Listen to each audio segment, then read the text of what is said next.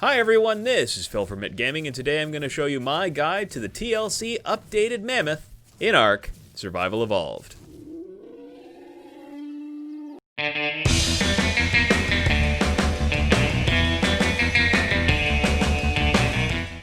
The Mammoth is one of the older creatures in ARK Survival Evolved, and while it has never been a bad creature by any stretch of the imagination, it's been a great harvester of wood, and it does well in combat, it's definitely due a coat of paint, and I think that Wildcard was wise in choosing the Mammoth for the TLC number 3.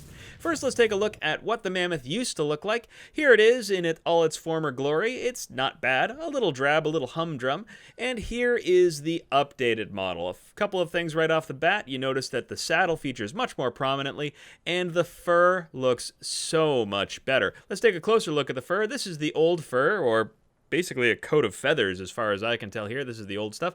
And now the new fur, yeah, I think that kind of looks like fur. So good job, Wildcard. I'd say that's a definite upgrade. And at the front, this is the front of the old model. Nothing really terrible there. And with the upgraded model, we can see now that the saddle features a little bit more prominently. And honestly, that's pretty much it. But generally speaking, I think they did a fantastic job.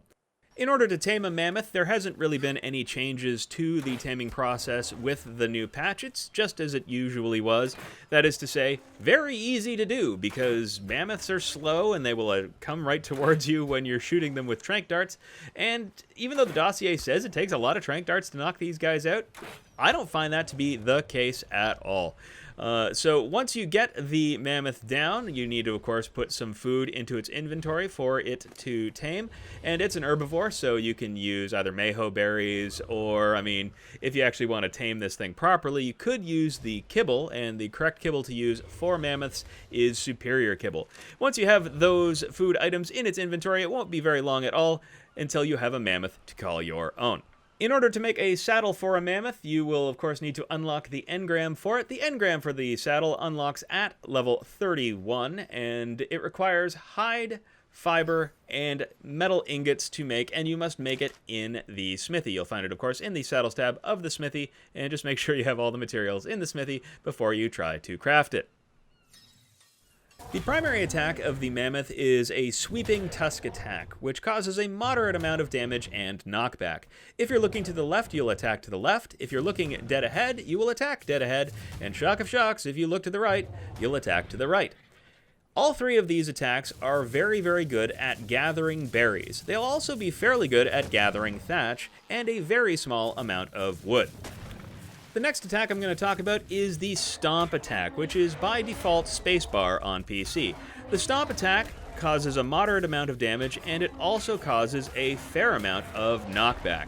The reason you'd want to use the Stomp Attack is, of course, not so much for its attacking abilities, but for its gathering abilities, because it gathers a huge amount of wood, a small amount of thatch, and most importantly, no berries whatsoever.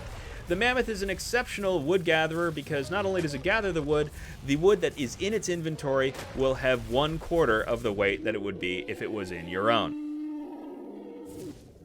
The Mammoth's alternate attack is a trunk grab attack, and I gotta admit, this thing's really fun to use, because if you then right-click once more, you will throw whatever you're holding a great distance. And honestly, it's a lot of fun. So, you can even grab something as large as a parasaur and, decide that it needs a swim. Bye-bye, little buddy! The Mammoth now also has the ability to roar, and you can perform this roar by pressing crouch, which is C by default on PC. If you roar near a wild creature or enemy player, it will get an intimidated debuff. Now, what does the intimidated debuff do? Well, to wild creatures, absolutely nothing as far as I can tell. It doesn't seem to change the amount of damage they do, nor does it change the amount of damage you do to them. But it's a different story for enemy players. Here I've got my son Alex. Say hi, Alex. Hi. And we're going to have Alex play the role of the enemy player. So go ahead and attack my mammoth for me. Okay. And you can see it does about 3 damage. Now I'm going to apply the intimidated debuff. And go ahead and attack it again. And you can see it does 2 damage. Alex, are you feeling intimidated? No.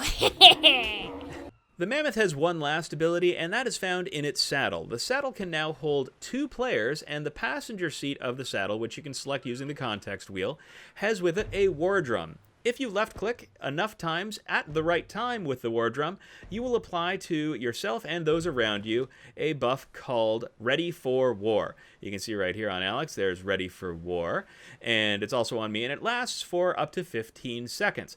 Now, what the buff does is it makes you immune to fear and improves your stamina. Now, you might think that the Mammoth gets this buff, but no, it doesn't get the buff. And also, if you're riding Passenger in this thing, you don't get, you're not immune to damage. So it's really just a good way of getting yourself killed. Do you know any more tips about the TLC Mammoth? Tell us what they are in the comments below. If you found this video useful, please feel free to leave a like, comment, also subscribe to the channel, and as always, have fun out there!